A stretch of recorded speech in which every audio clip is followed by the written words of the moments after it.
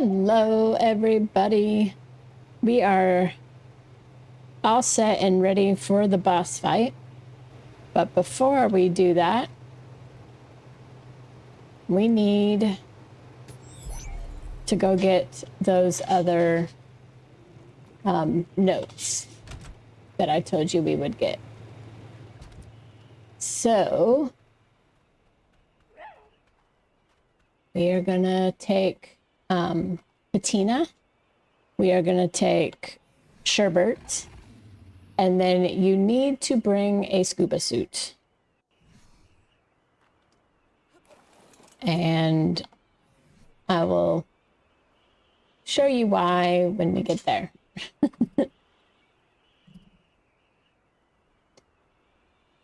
So I think we're gonna go, we'll just start here and we'll work our way like that. That sounds good to me. All right. So we'll do Mantis first. There are 2 caves that we have to hit.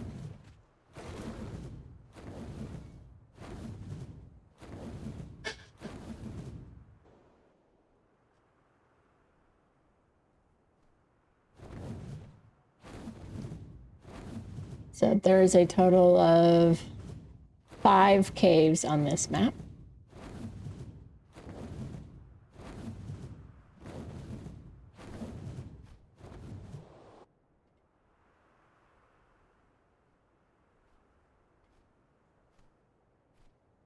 Let me make sure there's no Deathworms.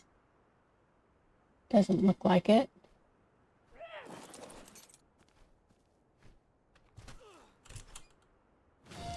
The existence of a creature such as Impusa discipulus is both fascinating and frightening.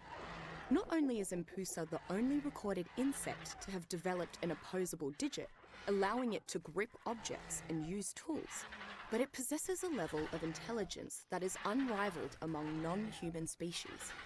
I have even found clear patterns in the sounds Impusa makes when communicating with its own kind, as though it is actually using some kind of dialect. I would love to study these interactions in depth, but observing Impusa up close is extremely dangerous. Its size, intelligence, and ability to pounce on its prey from a great distance means that one could be quickly swarmed and killed upon detection. Caution is recommended. Though a dangerous task, successfully taming Impusa can prove highly beneficial. Its unique claws allow it to wield melee weapons like spears or pikes in battle, and use tools while harvesting resources. And we are at latitude 17.5, longitude 84.8.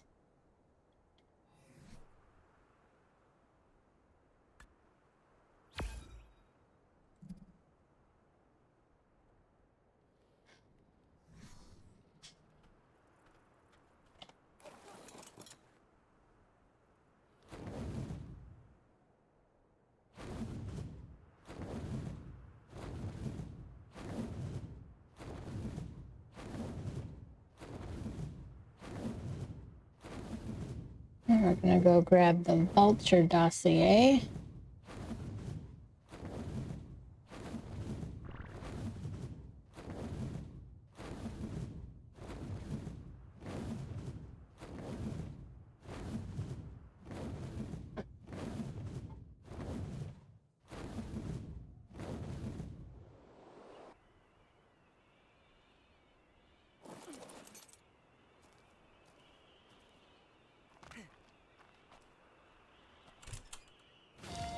Torgos arcum appears to be a relative of Torgos torquiliotus and Torgos negavensis, commonly called lappet-faced vultures, which are native to the sands of the Sahara, Sahel, and Negev deserts.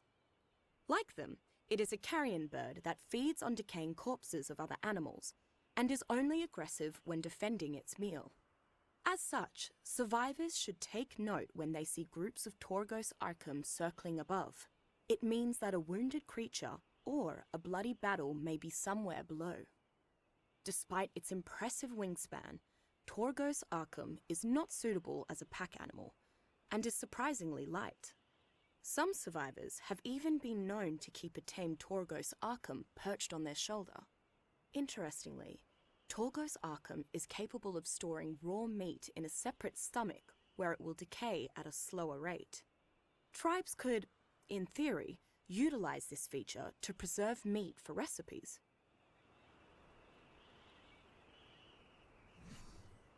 Interesting. And we are at latitude 17.7, longitude 67.7, or 0.6, sorry.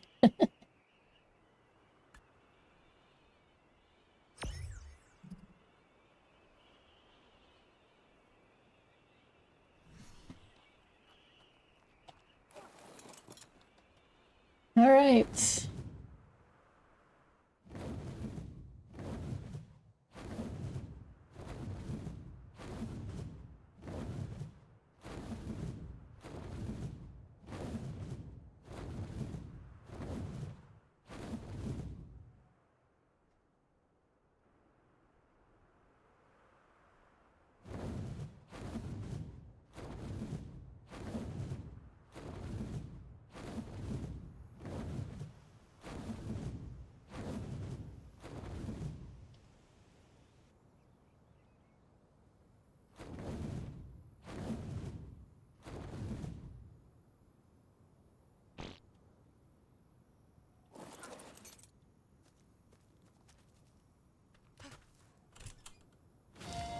Scutinphora putus is a fast-flying insect that comes in two varieties, visually distinct only in the red or green markings on its exoskeleton. Biologically and behaviorally, they are practically the same. The only real difference between the two is the resource they gather in the expandable sacs on their backs. Scutinphora with green markings gather water, and Scutinphora with red markings gather oil. This unique ability makes Scutinphora a target for both the desert's natural predators and human survivors. Finding a green Scutinphora at the right time could prove to be life-saving, and survivors can use the oil produced by red Scutinphora for a wide variety of purposes. Like many of the insects on the island, Scutinphora cannot be tamed. Beyond the resources obtained while hunting it, survivors will find no use for it.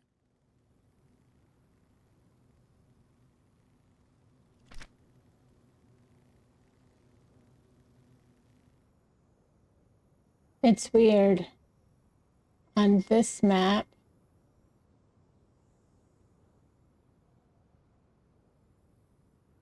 they put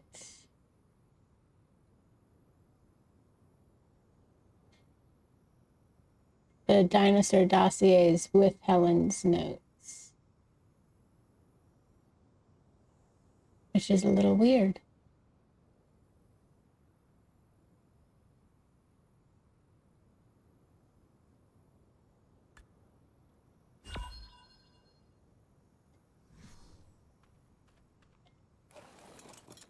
Oh, did I say where we were at? I don't remember. We're at latitude 34.8, longitude 59.9.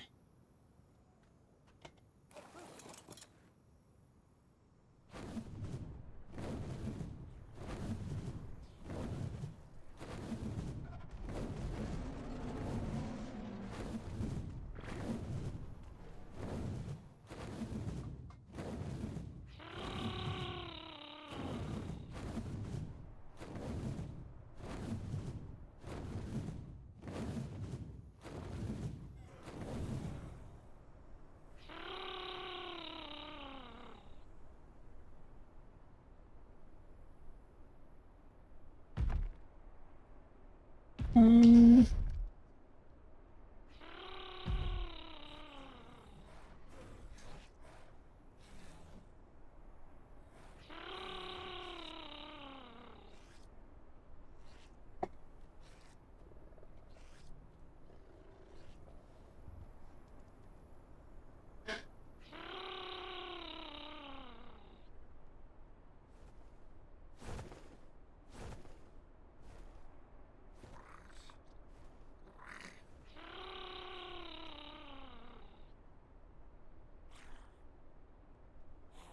supposed to be there. But I don't see anything.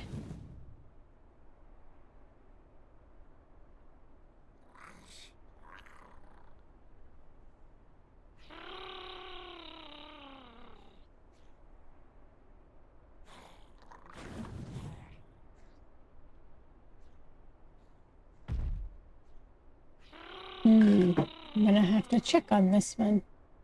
Be right back. Alright, I know it's around here. They're kind of hard to miss.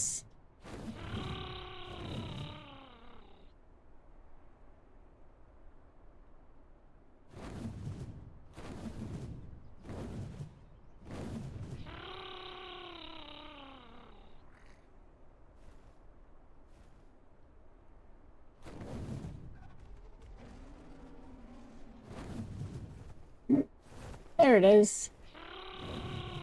Right? No. It was a tree.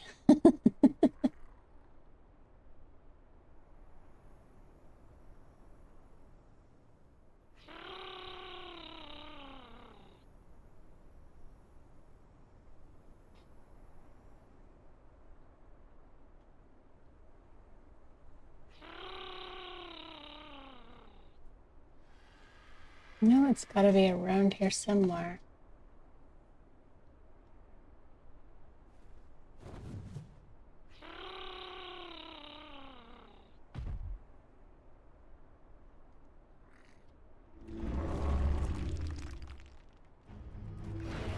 Really?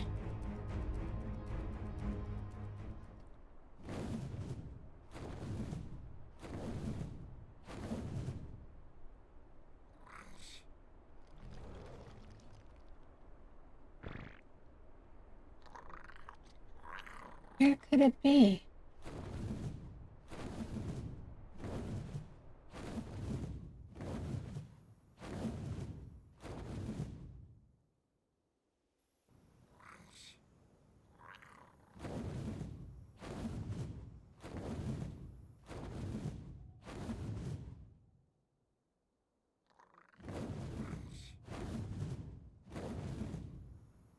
Alright, well, I'll bring it back when I find it.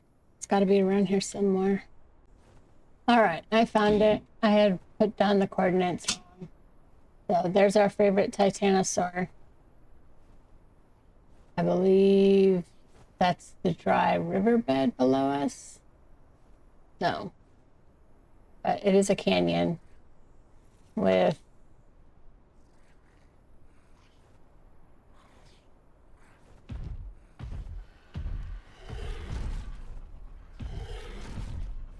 oh, get off the tree. Okay.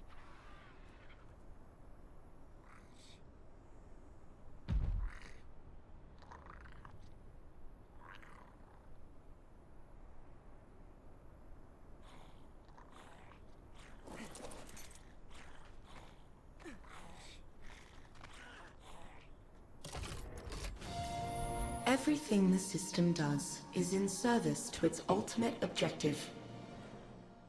The tests that aren't tests. The hard resets it performs when it believes its subjects have grown stagnant or unruly. The new, increasingly fantastic creatures that it introduces to its ecosystems. Yes, even those pudgy, glowing lizard dogs. Look, they try their best, okay? The problem is that the system's purpose is not wholly static. The goalposts have moved. The bar has been raised. And now it is entirely out of the system's reach. As its purpose grows more unachievable and its errors pile up, the system grows more desperate, its actions more erratic. In its death throes, these islands in the sky will become pits of madness. The chaos lurking in those cavernous depths will be the rule, not the exception. You must fix it before it reaches that point. By then, it will be too late. Interesting.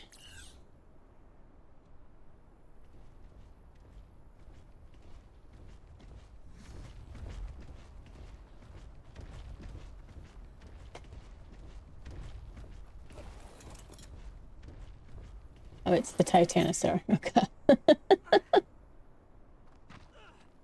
We are at latitude 30.5, longitude 56.4. So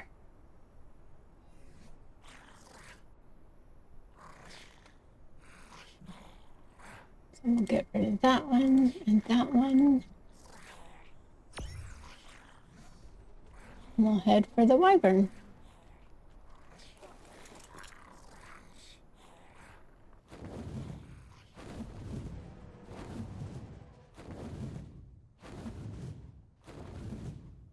So we got the blue obelisk off to our left.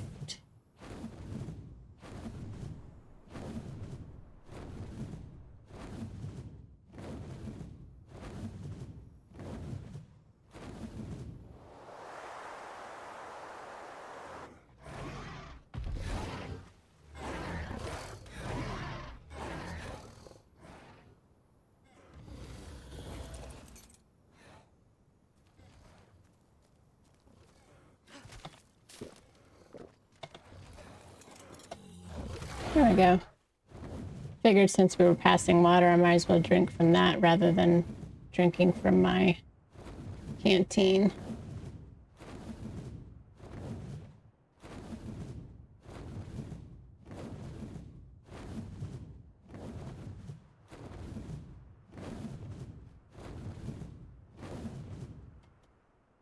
Oh, this is kind of cool. It's a water vein right in the middle of this build of the ruins. That's kind of cool.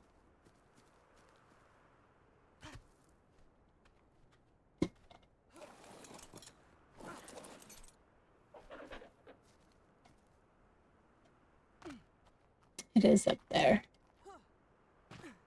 Is there a way to get up there?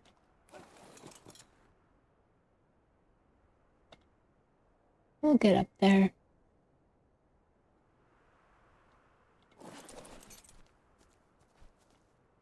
Just like that. Like its relative from the island, the Draconis vipera that inhabit the aptly named dragon trenches are creatures straight out of European legend. Aside from size, the main difference between Draconis vipera and its larger cousin is that the former possesses only 2 legs, like an avian. Otherwise, it is quite similar, with armored scales, leathery wings, and the ability to spew projectiles from a pair of glands inside its mouth.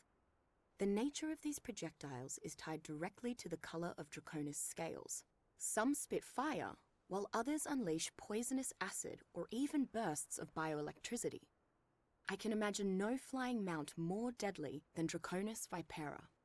Its strength, toughness, and ability to rain death upon one's enemies makes it unmatched in combat. The few creatures that it cannot immediately overpower, it can outmaneuver. The ridges on its back form a natural saddle, to the point where many riders preferred to ride Draconis bareback. Curious indeed. However, Draconis vipera is too resilient to domesticate once it has become an adult. It must be raised from an egg if you wish to garner its loyalty. Good luck finding and stealing one of those, though. Mother wyverns are extremely hostile and will pursue egg thieves with a vengeance. If you somehow manage to acquire a wyvern egg, you'll then need to take down a female wyvern and extract her milk to keep the baby alive.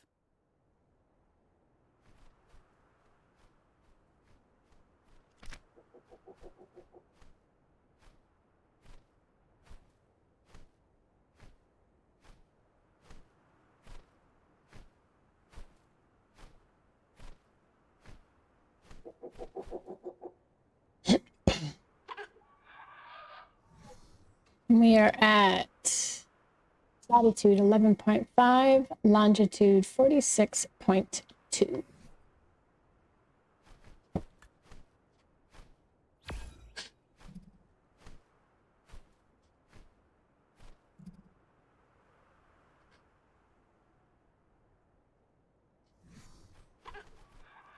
All right. Here we go on our next one.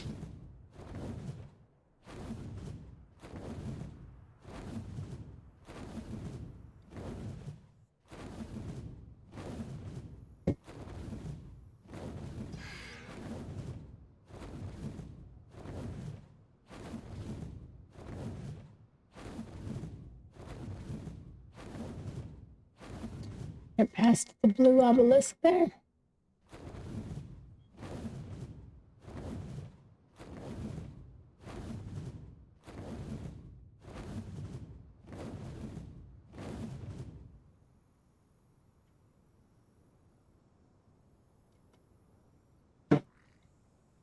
And of course, I can't find this one again either.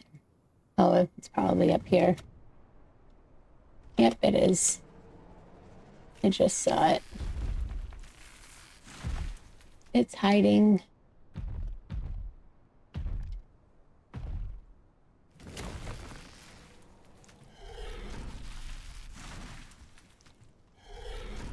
So amongst all these trees,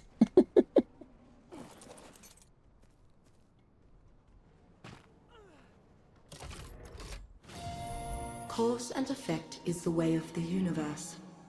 Everything must start somewhere. In the case of the system, this is where it was born. You will fall right into its cradle. Together, the sanctuaries and the obelisks that power them are the ancestor of every island that floats in the sky. They can all trace their origins back to this single prototype. Though it is flightless, the core principles and technology behind it are the same. In a way, that makes it your ancestor too. You were all born within the system after all. Even if your design is somewhat altered, in a way, you're all its children.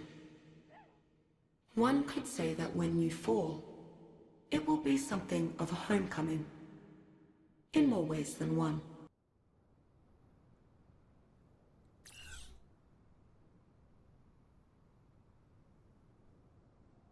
and we are at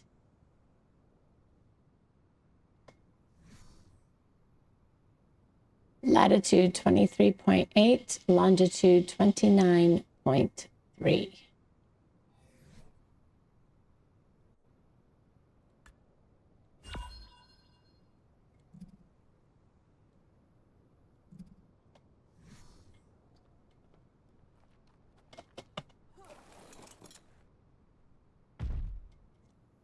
Jerboa.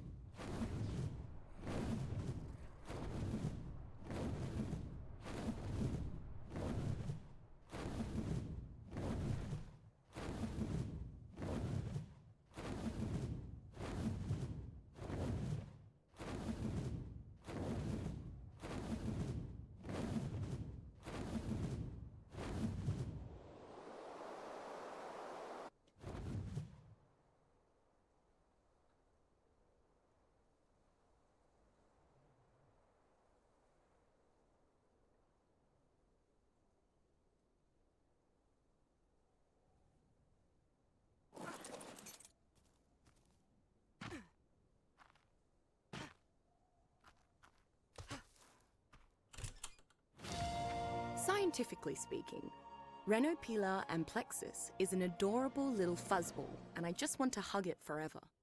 Unfortunately, being harmless and lovable is inadequate as a defense mechanism in this wasteland. and that means Rhenopila is at the bottom of the food chain. It's an easy meal for predators and survivors alike, the latter of whom also value its hide. The locals refer to Rhenopila as a Jerboa, but while it does look similar in some ways, it is clearly unrelated. The fact that it does not hop is a dead giveaway. In fact, while Rhenopila generally fits into the clade Glyres, it seems to share traits with both rodents and lagomorphs. In addition to being the cutest little companion in the desert, hours of close study and/or cuddling have taught me that Rhenopila has an instinctive understanding of this land's weather patterns. When the weather is about to change, Rhenopila will suddenly start behaving differently. So taming Rhenopila does have practical uses that can justify its perch upon one's shoulder. Not that I need justification, but I'll take whatever excuse I can get. It's a fuzzball. We got our fuzzball. Oh, that's great. I show you off and you poop. Oh, hold on.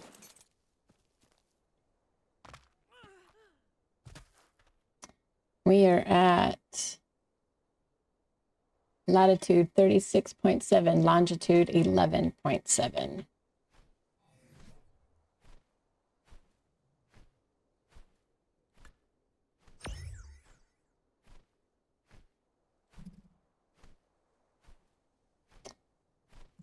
This next one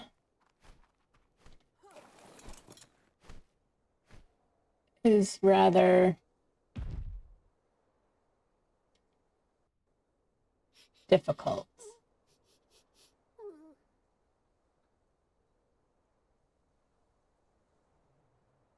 And I've got to recheck where the entrance is, so give me just a second. All right, so the next cave, the next note is in a cave. So this is the Dragon Trench. This is the last arch. So I started over there by the blue obelisk and come all the way down to the last trench, or the last arch. When you come to that last arch,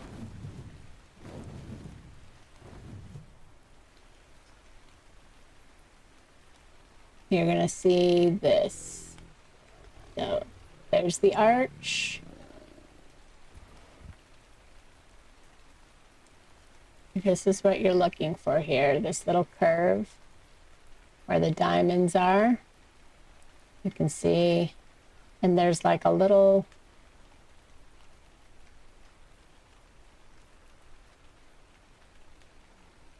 there's a little thing down here.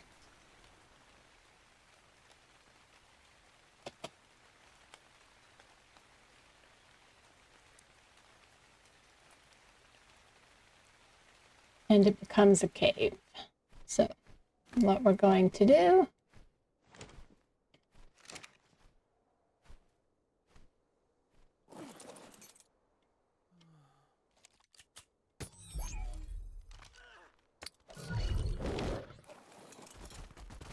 now, you can come into this cave.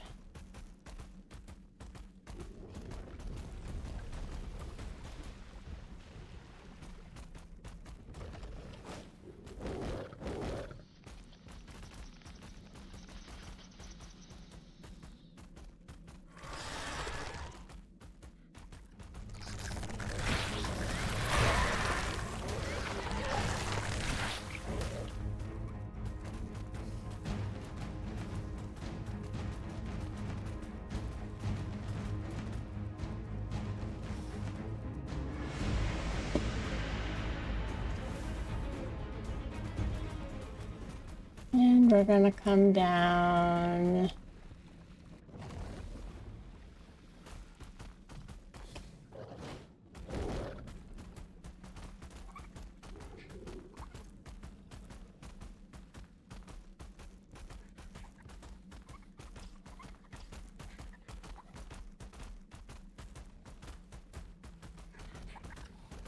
I've never been in here, so I'm not sure what to expect.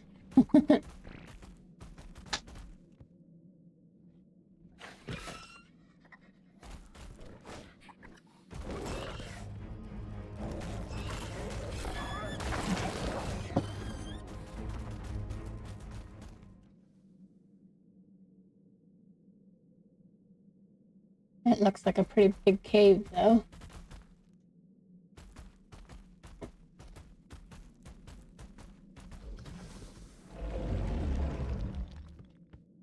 Oh, really?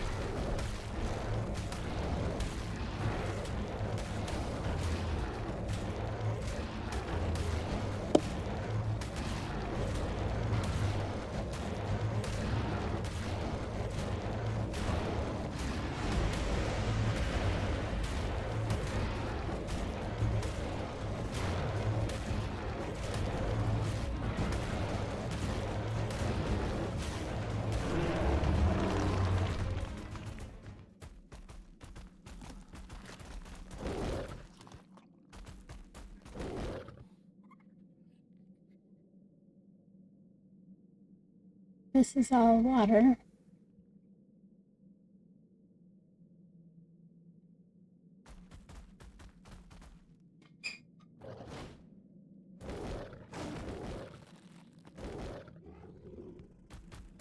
Interesting.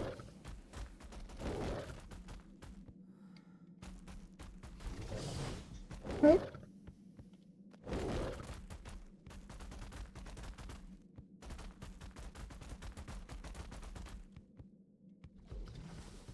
Not that way.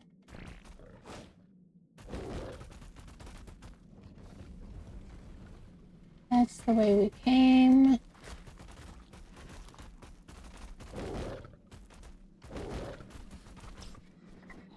That's a dead end.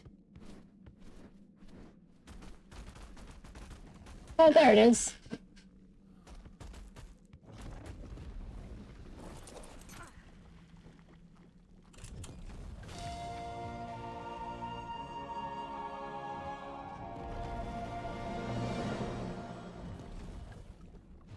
This is the Oasisaur note.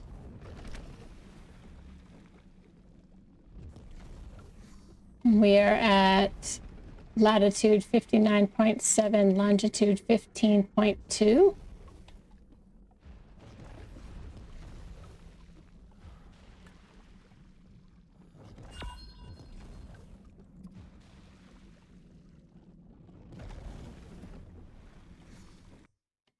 Wrong button. All right.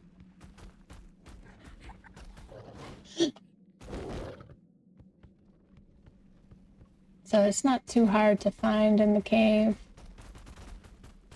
I think finding the cave itself is probably the worst thing.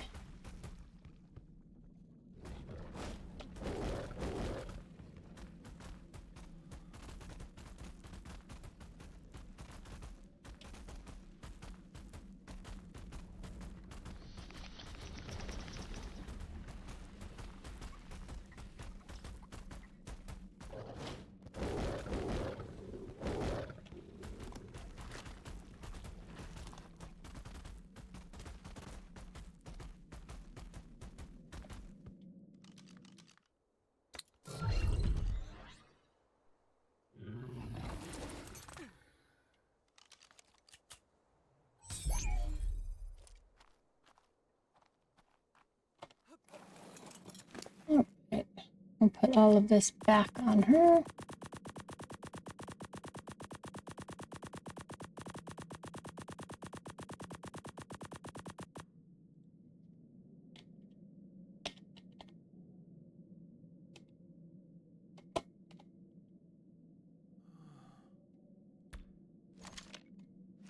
Here we go. Now we can get out of here.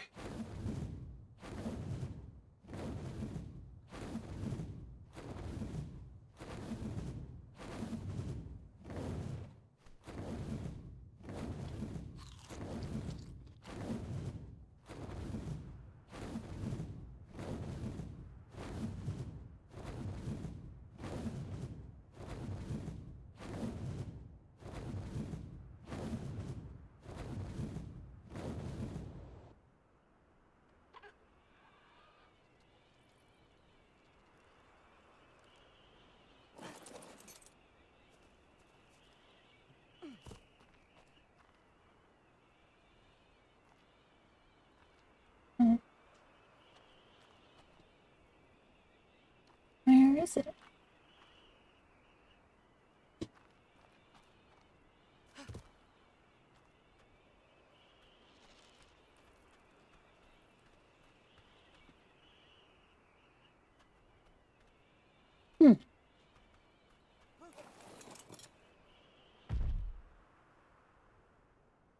Oh, there it is.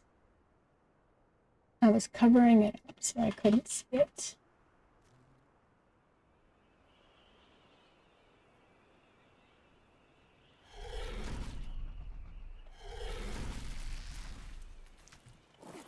Out of my way, tree.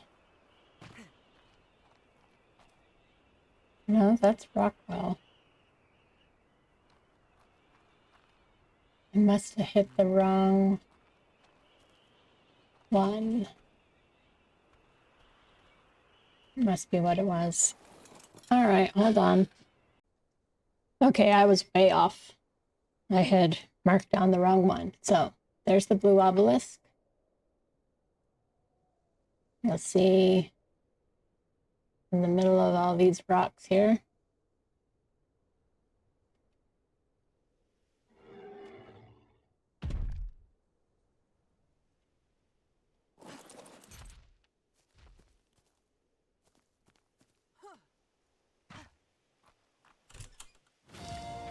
The titanic Korkoi arachis is commonly called a deathworm by the locals, though I'm not certain that it is actually a worm.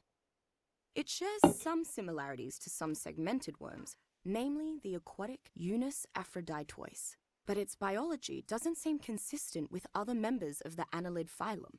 However, the death part of its name could not be more spot on. Korkoi is without question the apex predator of this desert. It will devour anything that dares to set foot in the endless dunes, regardless of size or ferocity. Korkoi spends most of its time burrowed beneath the desert sands, exploding to the surface only to devour its prey in a single bite. The only chance of surviving a Korkoi attack is if its initial lunge misses, as it's momentarily immobile afterwards. Theoretically, that could provide a brief opportunity to escape its territory. I wouldn't count on such luck, though.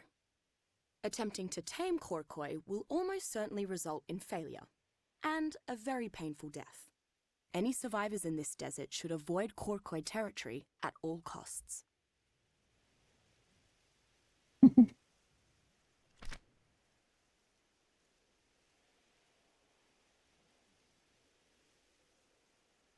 All of those, we got all of those.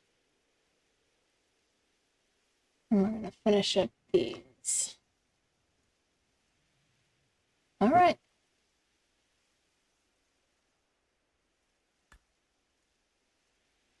Now we'll head back down to all of those, since I was severely in the wrong direction. We are at latitude 18.1, longitude 46.2.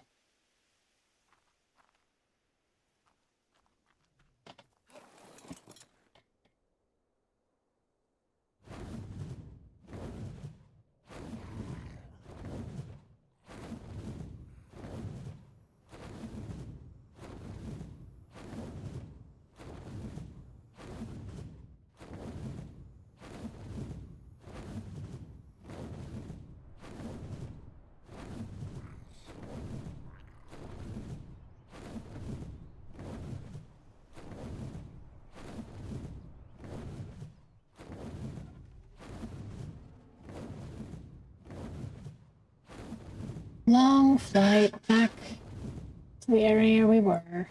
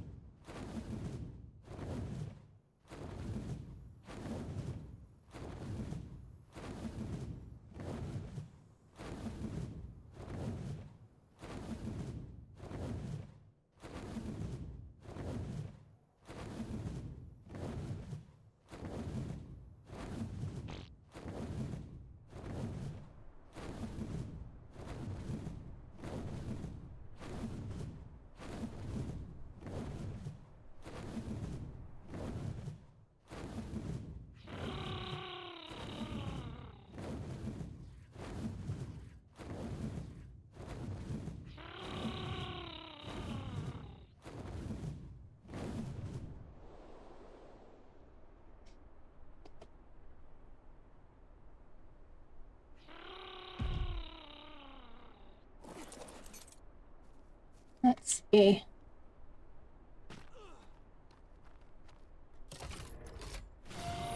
As I've said, even digital creations are beyond my direct control. So it is with the system. These islands in the sky. I can speak with the artificial minds that oversee their operations. But they have a will of their own.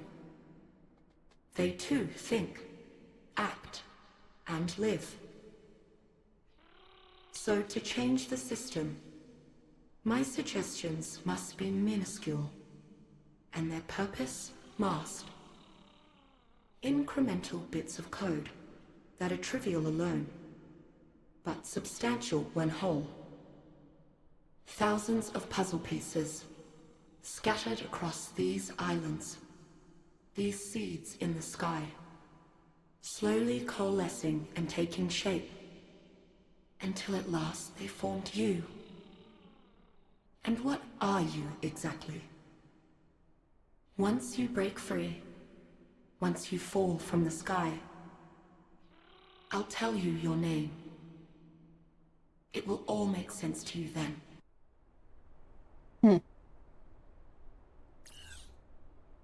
Interesting.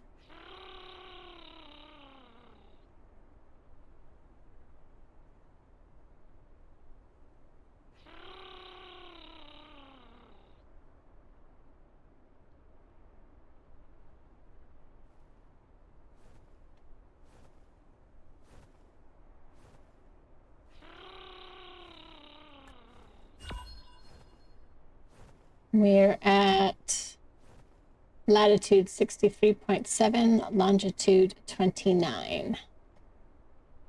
And I forgot.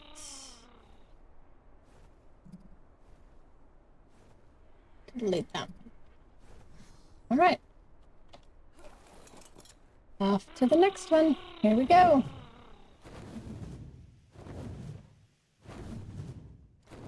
This one's just behind the one we were just at.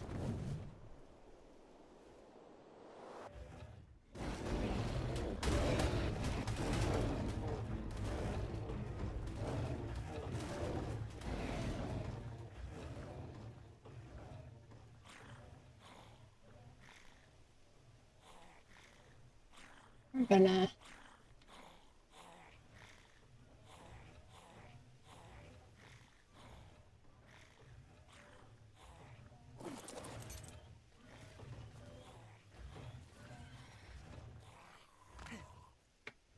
No. No. Where is it?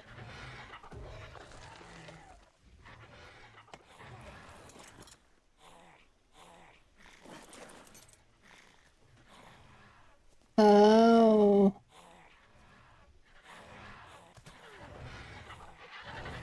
There it is. Like its smaller relatives, Lymantria spiramus survives by draining plants and vegetables of their nutrients. Given the desolate nature of the region, that makes its options rather limited. But fortunately, its relationship with the desert's plants is symbiotic. In addition to pollinating them, the spores it releases help nourish the harsh desert plants. When attacked, the slow-moving Lymantria immediately takes to the air and flies almost straight up while releasing spores. While the spores are nutritious to most plants, they are highly poisonous to most other organisms. Lymantria is occasionally used as a one-man flying mount, but its ability to produce silk and spores is often considered more valuable due to its slow flight speed. Its silk can be weaved into heat-dispersing cloth, and its spores gathered for fertilizer or poison. Its saving grace as a mount is its ability to release spores mid-flight, allowing it to act as a primitive bomber during sieges. Interesting.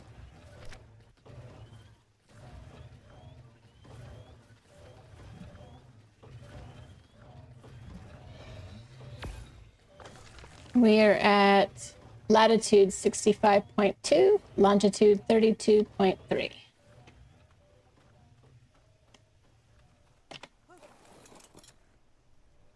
And I hear all kinds of nasty things going on. All right. Off to the Fasolasuchus.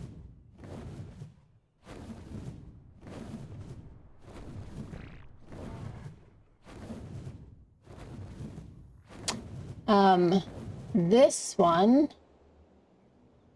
is in a cave.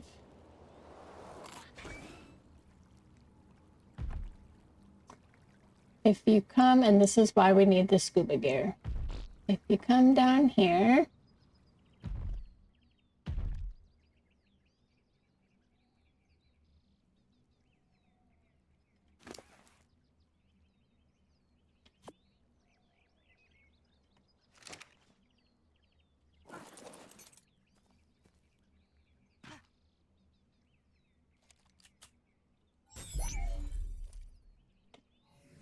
we're gonna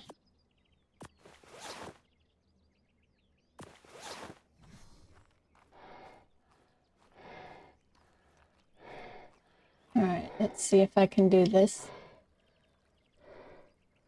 It's only fish here, right? I believe so. We're gonna dive on down. It is kind of dark.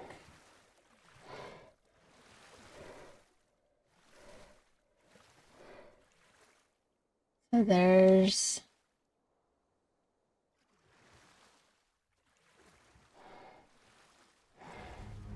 not what I wanted. Definitely not what I wanted.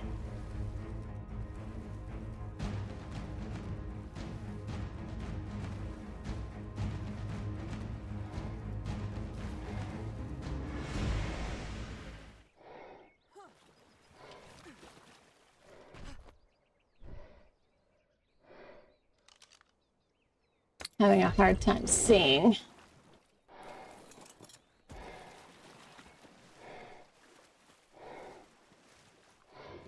All right.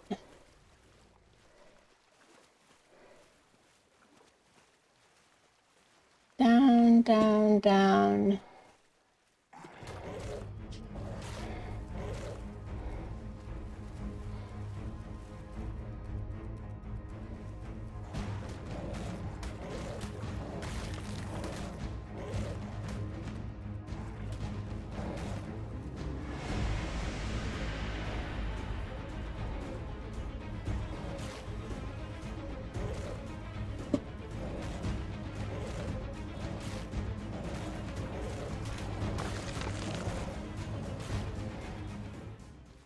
Okay.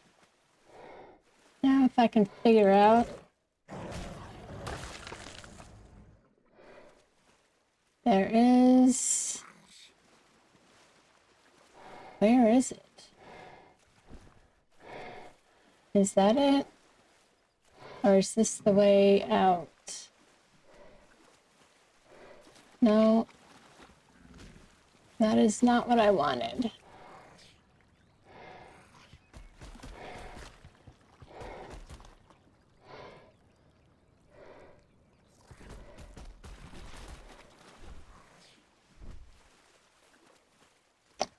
All right, through here.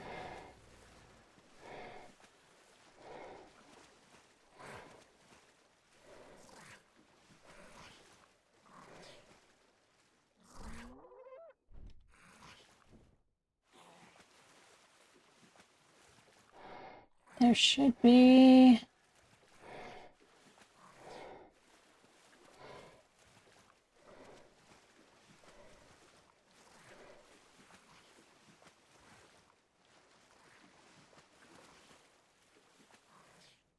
Can't see it.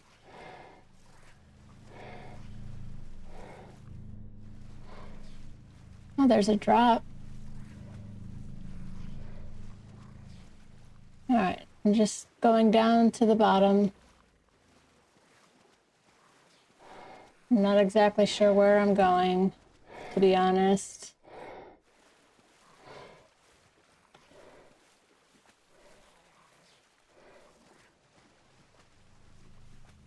Because it's hard to see. All right, I think it's here though.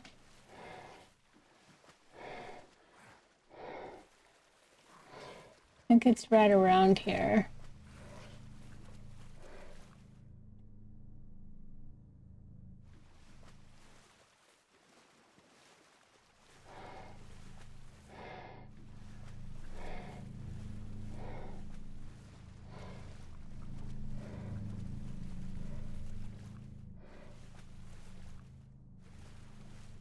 Where is it?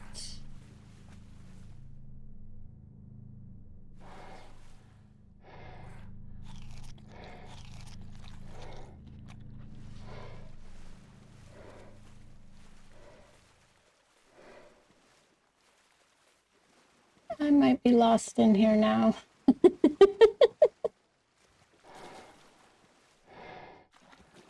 Oh, I found it. Okay. Here's the tunnel.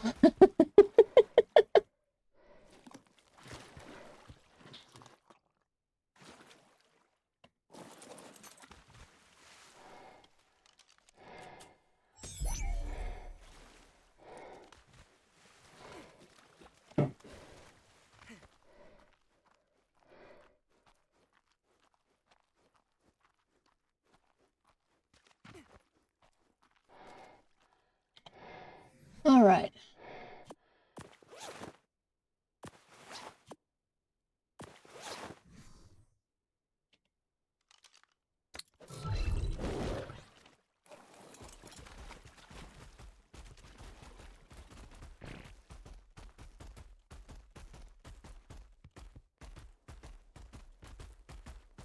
So here we are in the Oasis Cave.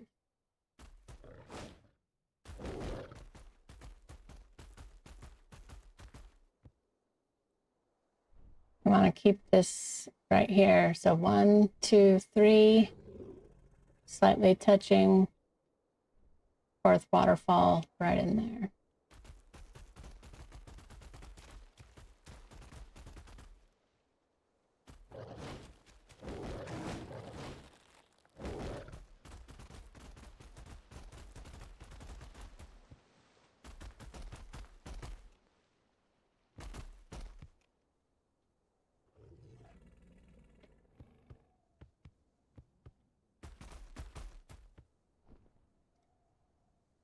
That is false sunlight. I don't think you can get out through there.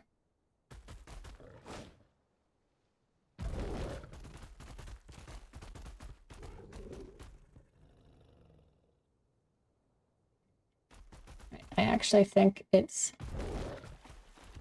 down here.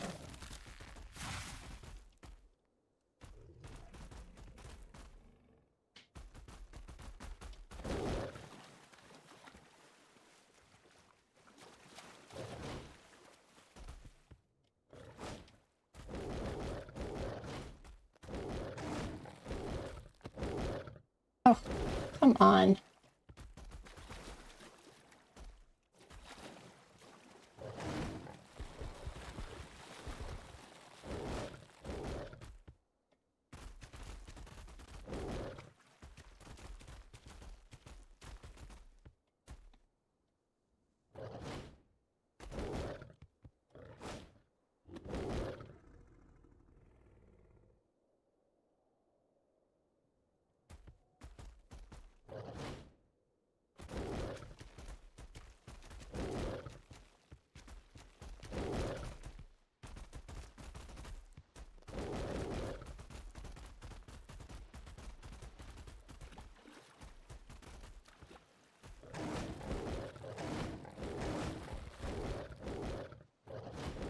Oh, come on, get up there.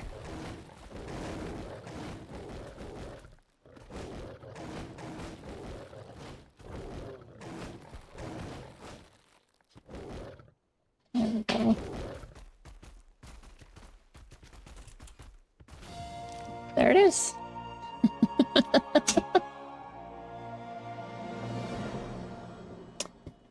All right. So there's our Fasolasuchus.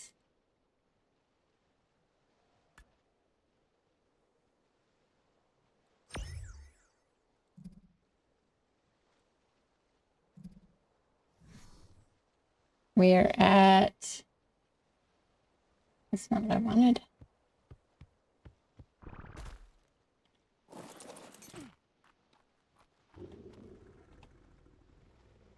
Latitude 73.1, longitude 37.7. Now, to get out of here,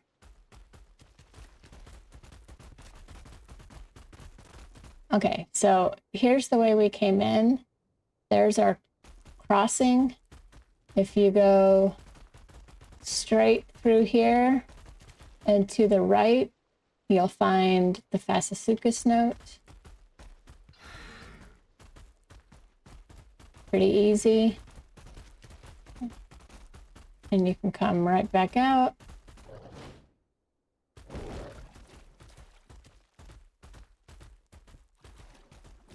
Right back into here.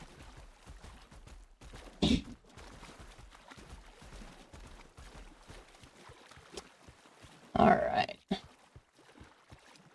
And I am purposely trying to put my suit back on.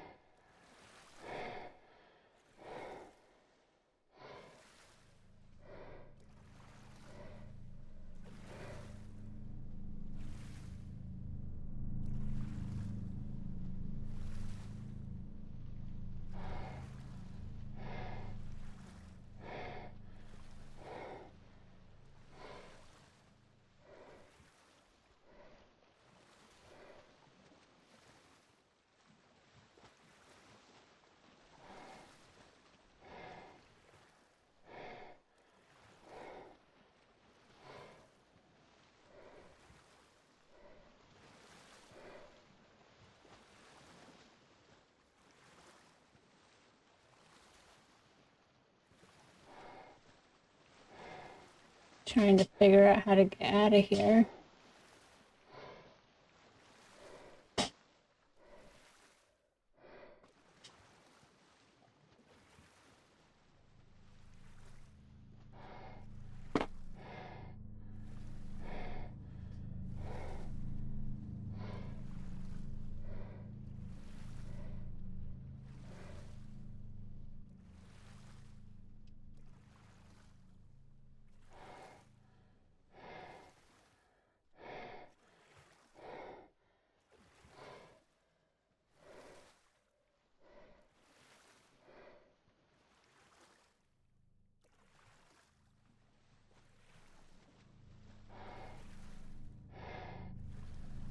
All right, I keep coming.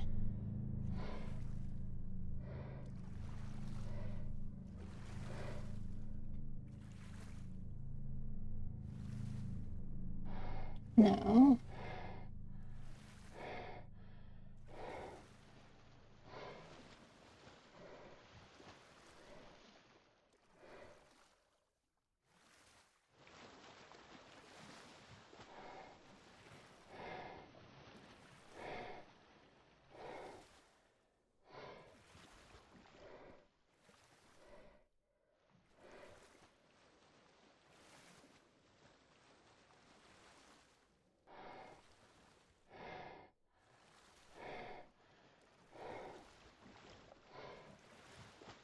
Oh, there we go. Okay.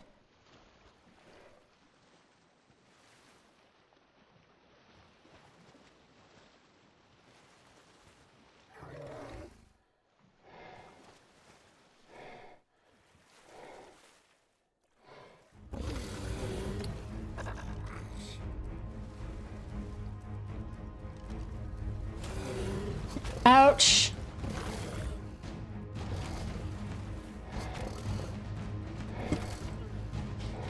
Ouch. Let go.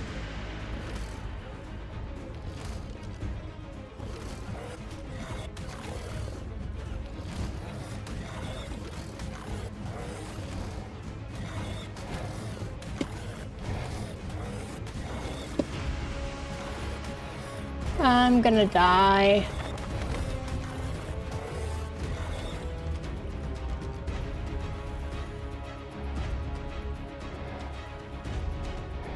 I didn't die, but I'm stuck.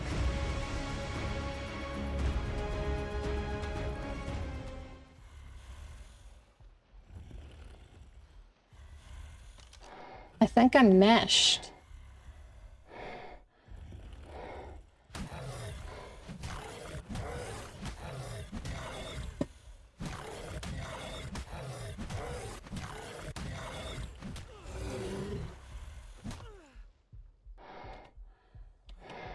I can't drag the body. I can't move.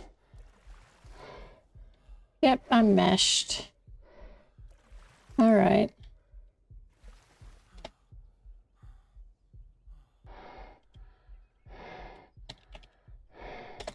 I'm gonna have to ghost out of here.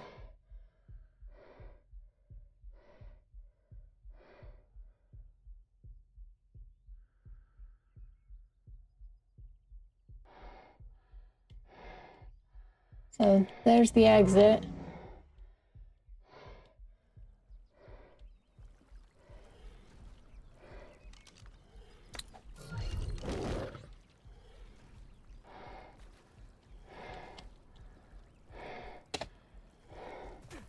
There we go.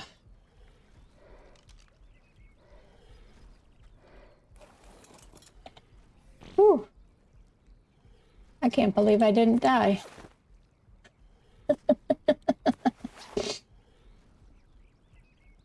That's crazy.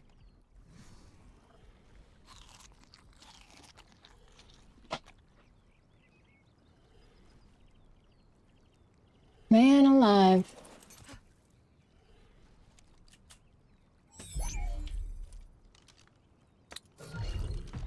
So be very careful in those caves. Stupid kaprosuchus. All right. Next.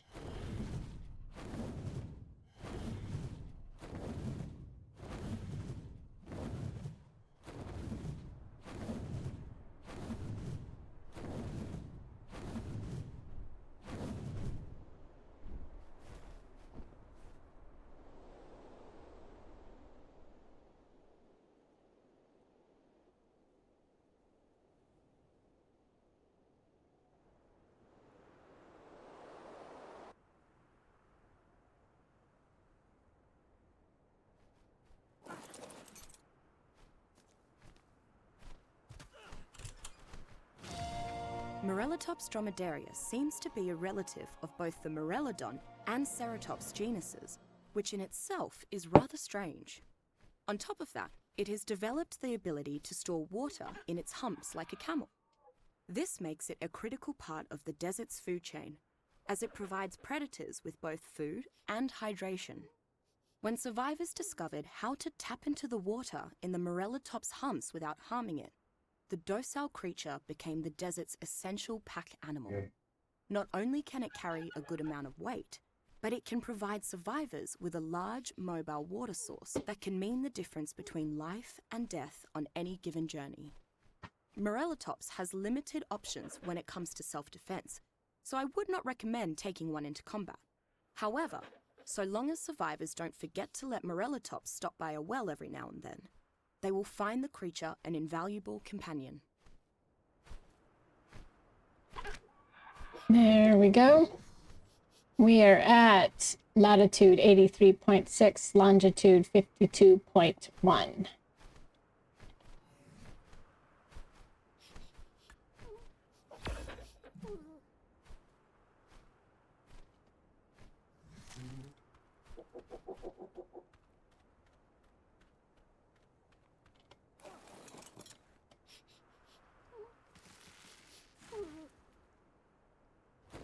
We only have a few more to go.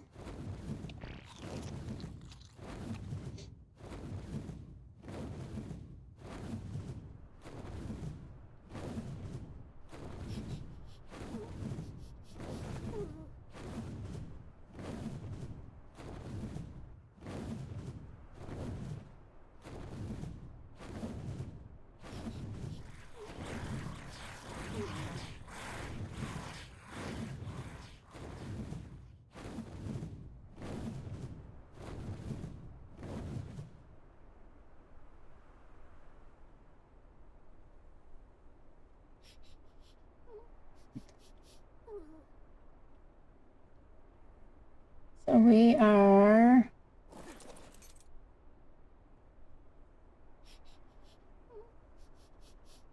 There's the dragon trench off to our left around that corner there. I don't think we're far from the red ob.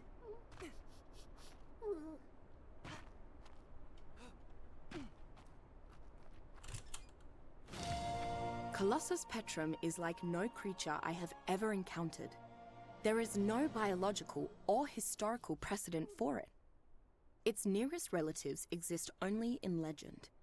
Mythical statues that could come to life, like the Golem of Prague. That makes it all the more dangerous. What survivor could possibly expect a seemingly benign rock formation to suddenly spring to life and attack them?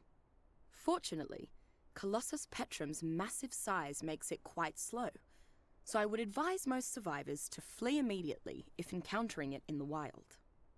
Colossus petrum survives by slowly absorbing nearby minerals while in its dormant state, which consequently means that its body contains a wealth of metal ingots. If undisturbed, it can maintain this hibernation ad infinitum, but it will viciously attack anyone who encroaches upon its territory. A solitary creature, Colossus petrum lives alone, and will not even protect its own kind. If somehow tamed, Colossus petrum could prove to be an invaluable asset, particularly in a siege. Only armor-piercing rounds or explosives can harm it at all, and it will handily smash through stone structures.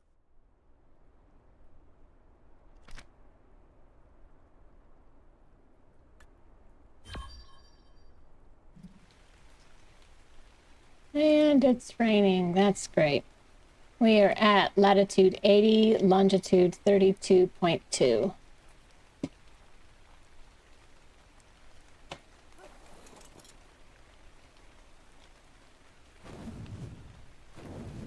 And from this direction, we are heading off into the endless dunes. We stay close to the ground, we should be fine. Or not.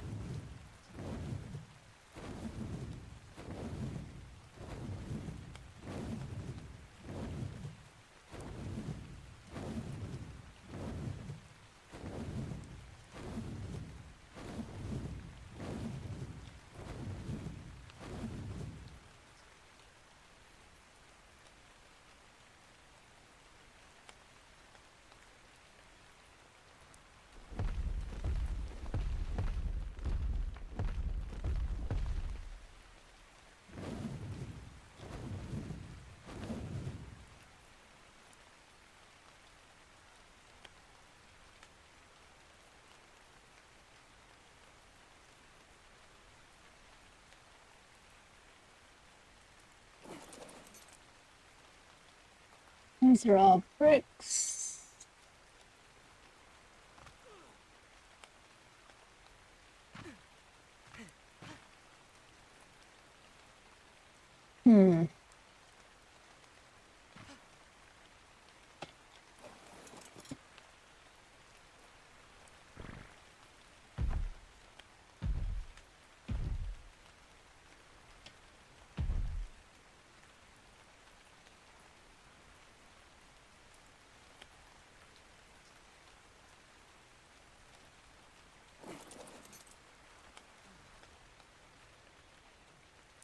There it is.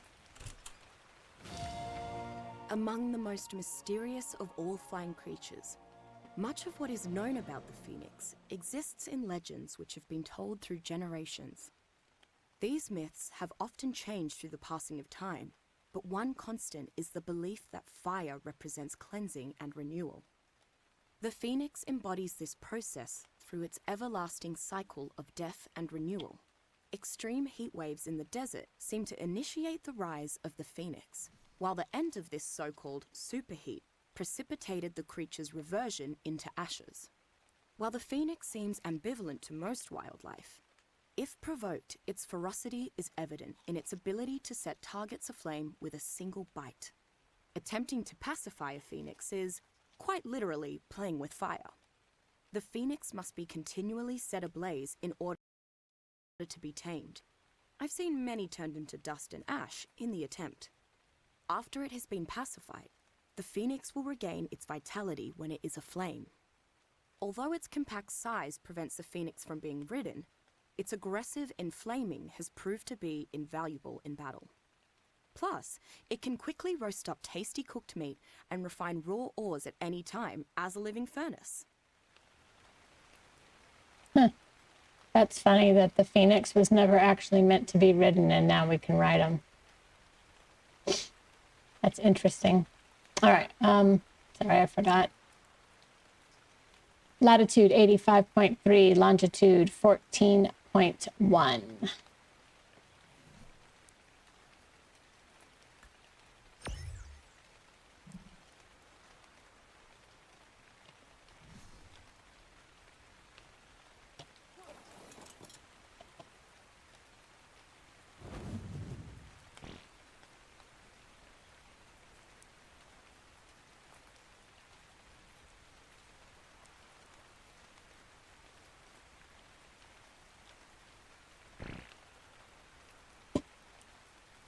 Oh my word. He is right there too.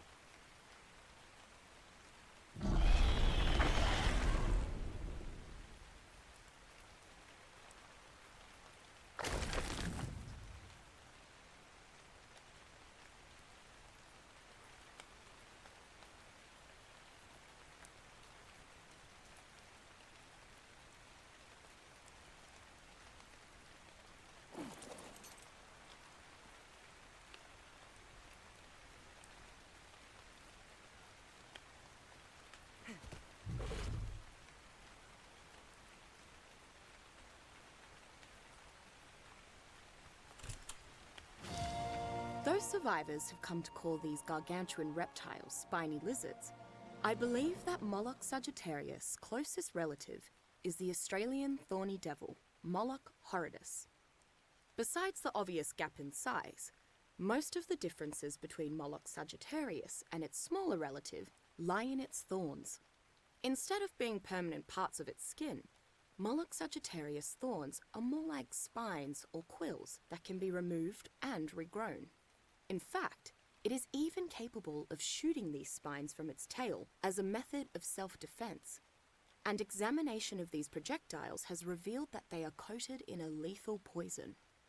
Despite its dangerous spines, Moloch sagittarius has proven to be an excellent mount for indirect combat. Its ranged attacks can wreak havoc in a pitched battle, particularly if other creatures are taking the enemy's attention. Additionally, Moloch sagittarius is able to gather wood rather effectively, making it more than just an option for combat. Once saddled, it can be used as a workbench, allowing for a mobile crafting station. And that is going to be our last note. We are at latitude 81.7, longitude 13.7.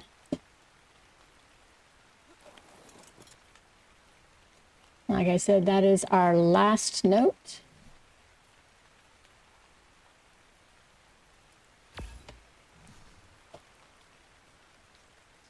So the next time I see you guys, we are going to take on the Alpha.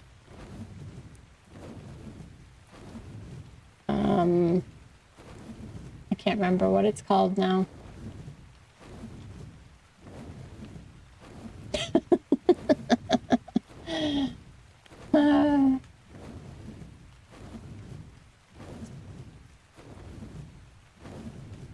I can't remember. Lion scorpion thing.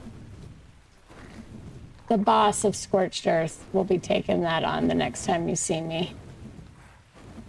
And we will be ascending to Aberration,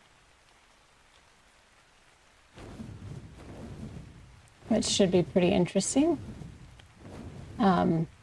This is the last map that I have ascended on. I have played on all the maps, but I have never ascended off of them after Scorched Earth. I've ascended off the island, I've ascended off Scorched Earth, I never did a send-off of Aberration, so that should be interesting.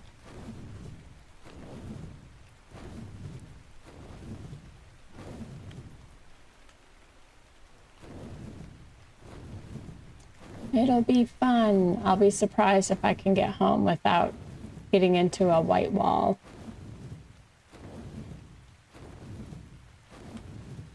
What's in that drop? I gotta do a little prep for my Rexes to make sure they're good to go. I need to level them up some. But other than that,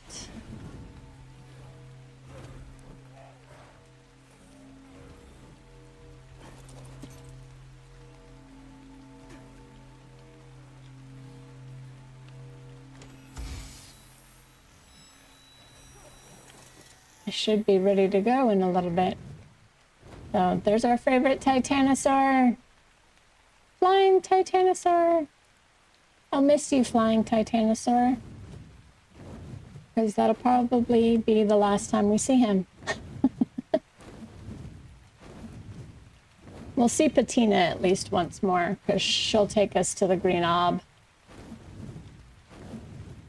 Sherbert, we probably won't see him again, because I'm going to end up doing the exact same thing I did here. I will leave everything behind and literally start from scratch. I'm actually surprised that we finished Scorched Earth in less episodes. I think there was like 100 and something episodes for the island. The island is also, there's a lot of nostalgia there for me. I could play on the island forever. But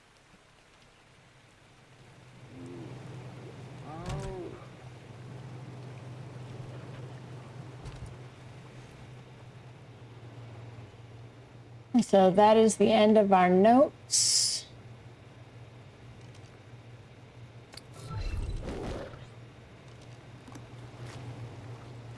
We have found them all. We have a dino army that we need to level up. And then we will be taking on the boss of Scorched Earth. Until next time, bye.